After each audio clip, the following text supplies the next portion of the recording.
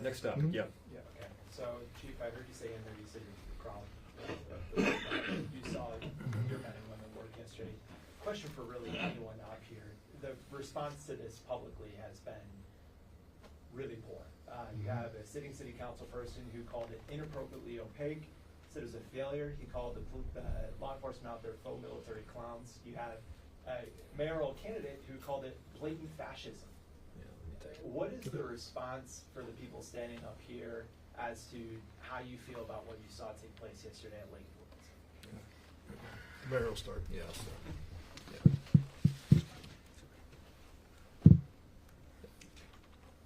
First off, I understand the concern off the bat because I had many of the same concerns.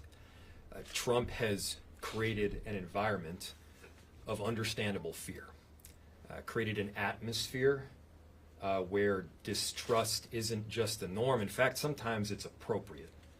And so when I first learned about this federal action, which, by the way, was yesterday, I had several questions, and they're the same questions that a whole lot of members of our community had, which was first, is this federal action focused on immigration enforcement?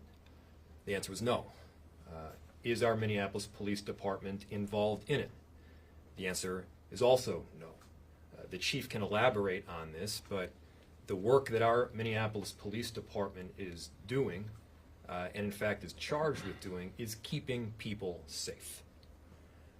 And so when you have a standoff between people who are protesting and federal agents, one of our jobs is, yes, to keep people safe. Were we involved in the federal action? The answer is no.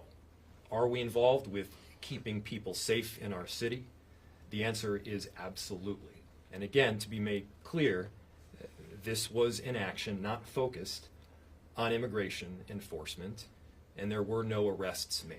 The chief can elaborate, the sheriff can elaborate on what specifically this action was about, but for the detailed breakdown of who was involved and the agencies that were involved, you can certainly go to them. But I'll also say that my job as mayor is to learn the facts, get properly briefed with what is happening, communicate out accurate information to the public, and also provide direction to our respective departments to do the job that we are charged with doing. We shouldn't be countering the kind of chaos and panic that is pushed out by Donald Trump with our own brand of chaos and panic. We shouldn't see the opposite of extremism to be the opposite extreme. And so that's the work that I'm charged with doing as mayor. I take that work very seriously. And as to the question, what was I doing yesterday? The answer is my job. And I'm happy to elaborate on that. So,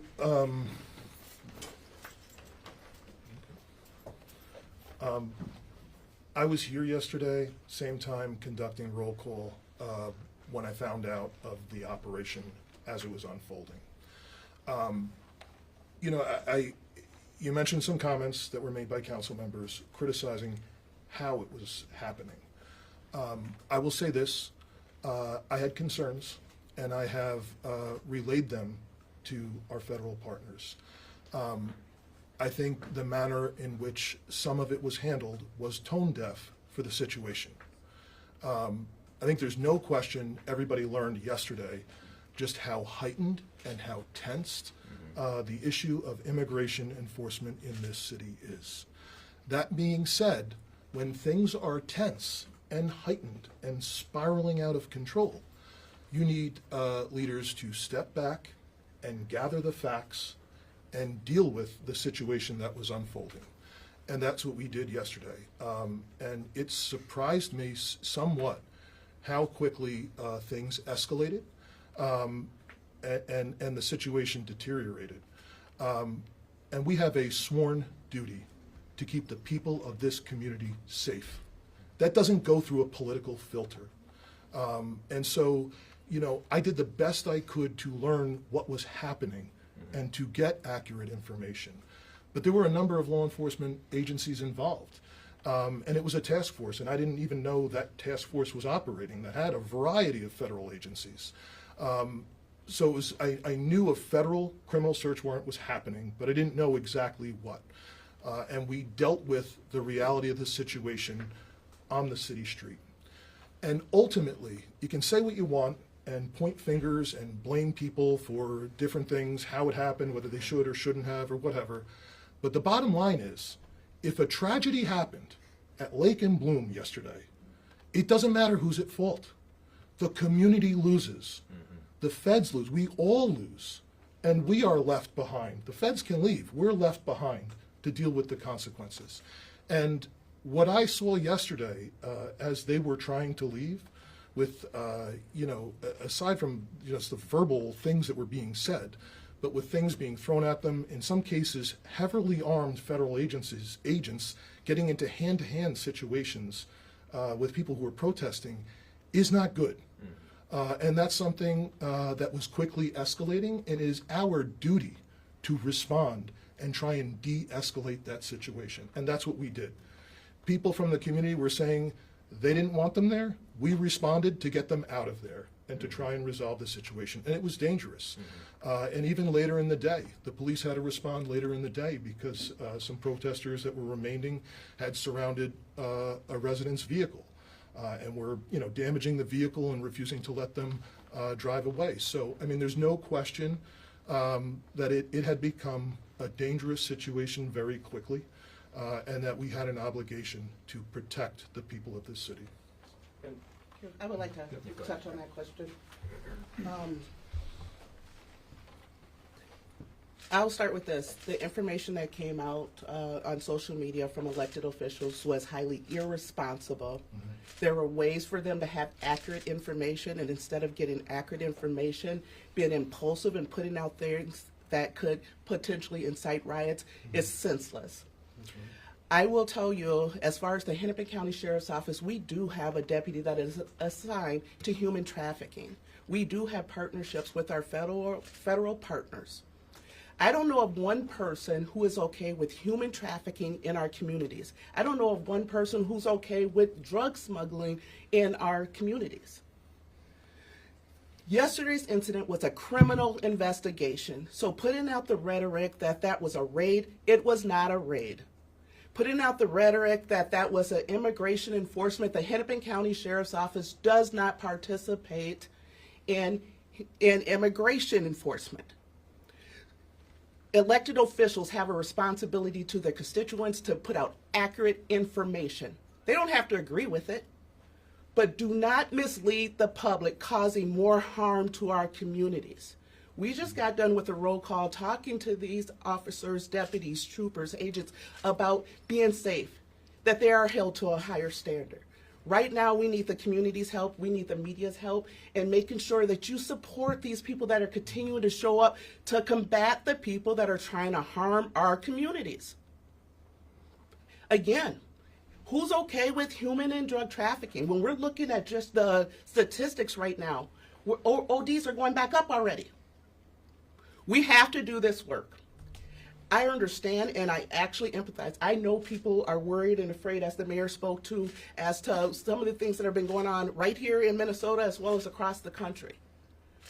What is important for people to know, yesterday's incident was one of 8 search warrants for a transnational criminal organization. It is not okay for people to obstruct law enforcement when we are trying to obtain evidence. It is not okay to try to prevent them from leaving. It is not okay. It did not look good. I get that, and we will deal with some of the things that happened that even I don't agree with, which is why I have an appointment already set up with some of our federal leaders. That could have been done better. It was not led by our local agencies, not MPD, not Hennepin County Sheriff's Office, but that is what we need to start doing better. That didn't work well. This is the result of bad planning. And I want to implement ourselves. If you're going to be in our communities, let us be a part of that planning so we can do it the right way with less issues like what happened yesterday. One of 8 search warrants, transnational criminal organization. Some of the things that we are seeing are going across, again, state lines, out of the country. That is why the federal government has to be involved with those things. If you are okay with that type of stuff happening in our communities, come tell me to my face. Tell me you're okay with it. Again, I do understand why people were upset and why people were scared. And this is why we need our elected officials, our community leaders, making sure that they have correct information or disseminating correct, accurate information. There are a lot of unnecessary things that happened yesterday on all levels.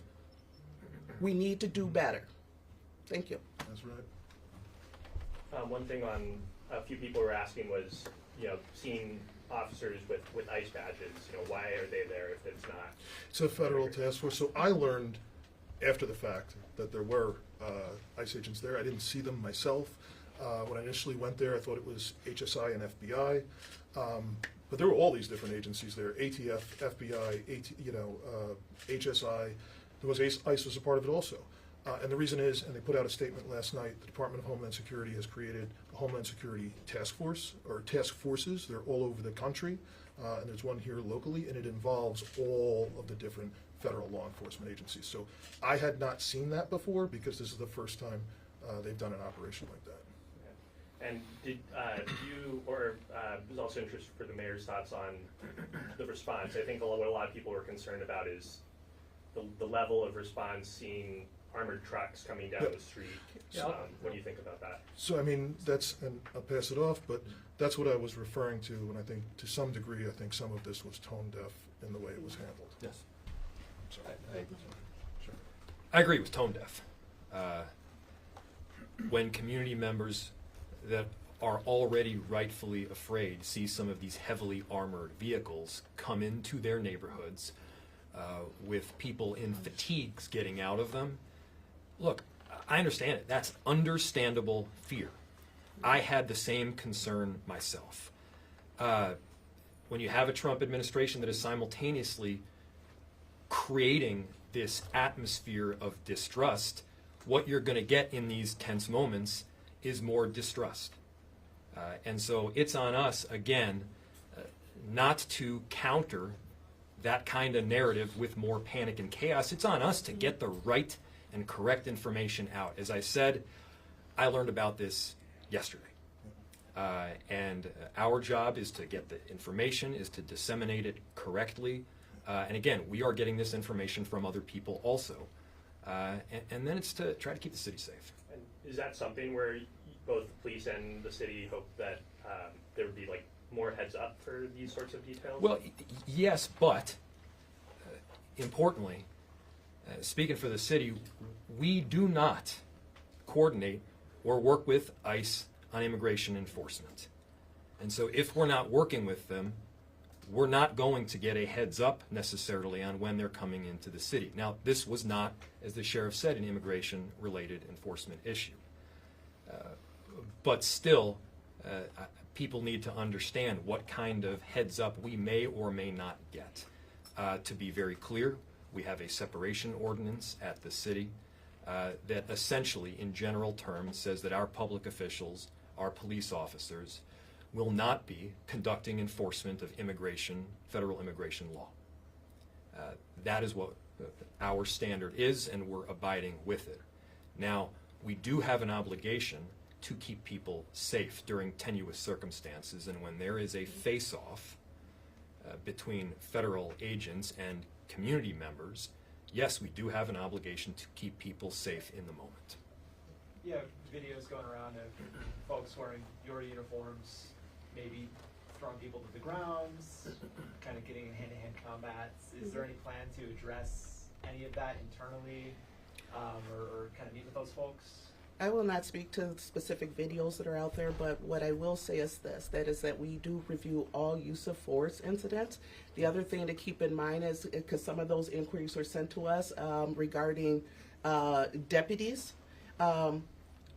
those task forces doesn't mean that they're Hennepin County Sheriff's deputies. There's other sheriff's offices that are involved on some of these teams, but again, our deal is, our policy is that we do review all use of force incidents, and we do deal with those accordingly. Back to your question, though, about letting people know if and when there's going to be some kind of action. Well, I'll tell you, the people who want that information most are the people who are trying to prey on our communities. Yes, it would be great to always be transparent and get information out there, but sometimes there are investigations that do not afford us the ability to talk about it. We have to inform people. And again, this is not an immigration enforcement deal. It's a criminal investigation.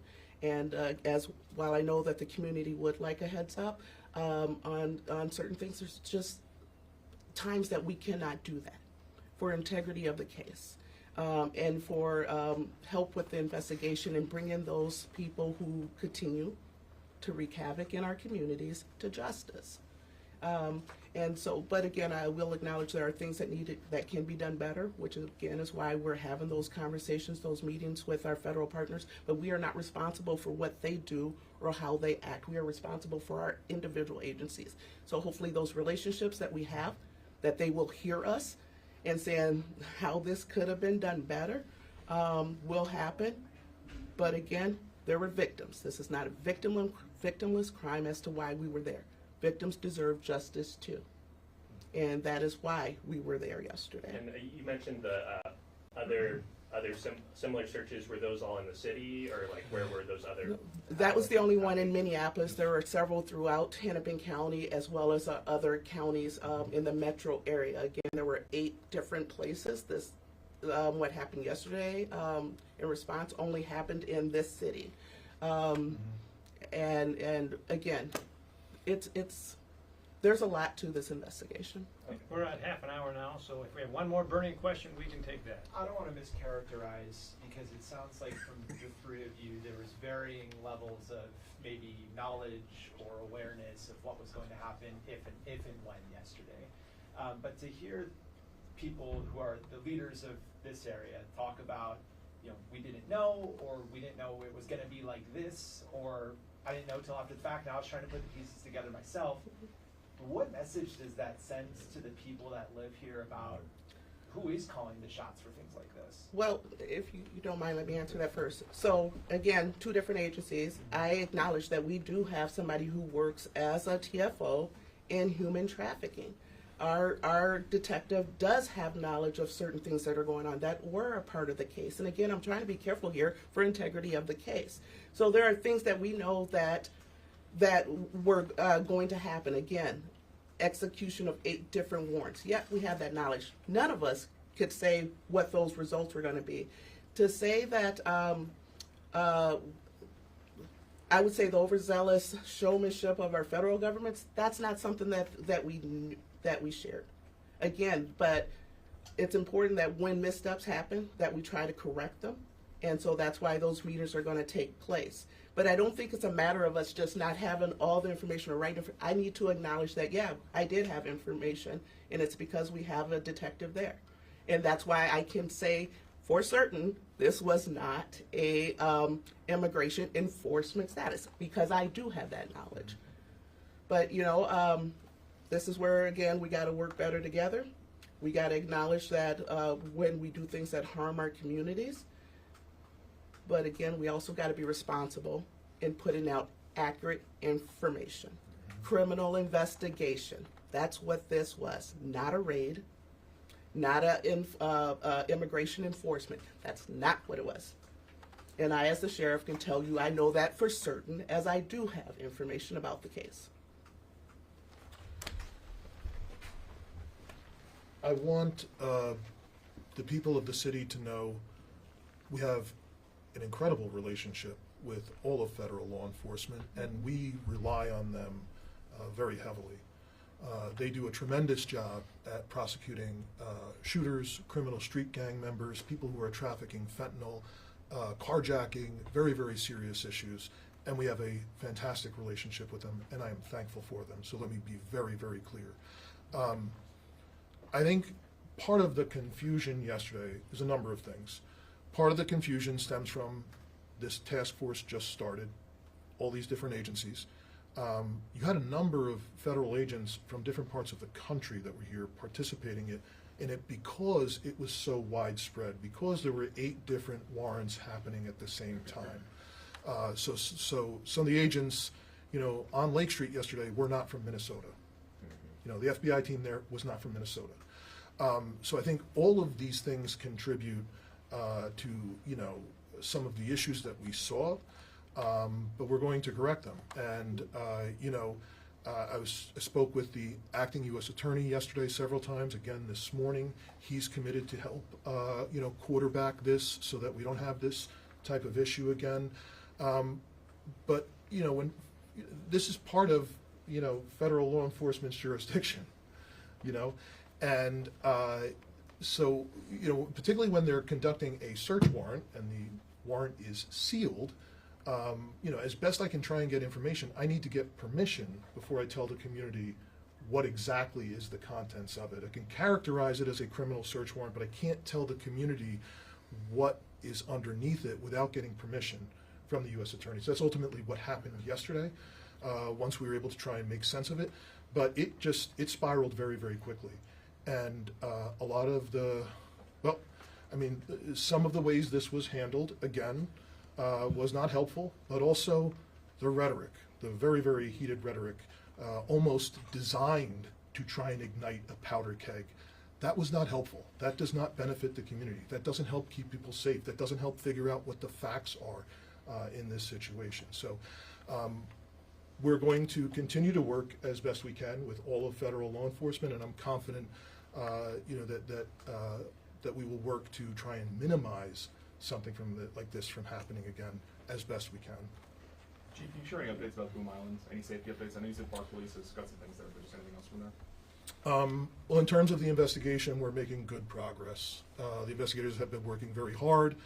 Several leads, hundreds of pieces of evidence that will be processed. That's going to take time. But I know they've got some very, very strong evidence and strong leads that they're working through. So I'm confident that we will be able to bring justice for that victim's family soon. Sorry, do you have We're going to wrap it up there. Thank you so much. Number Appreciate of it. protesters that were arrested at all yesterday? We didn't have any arrests initially. I believe there was arrest later in the day related to the motorist that was stranded and trying to get them out. Oh, okay, but there were no protests from No, yesterday's? from the initial incident, yes, Okay, no. okay, thank you. Thank you. Thank you, Chief.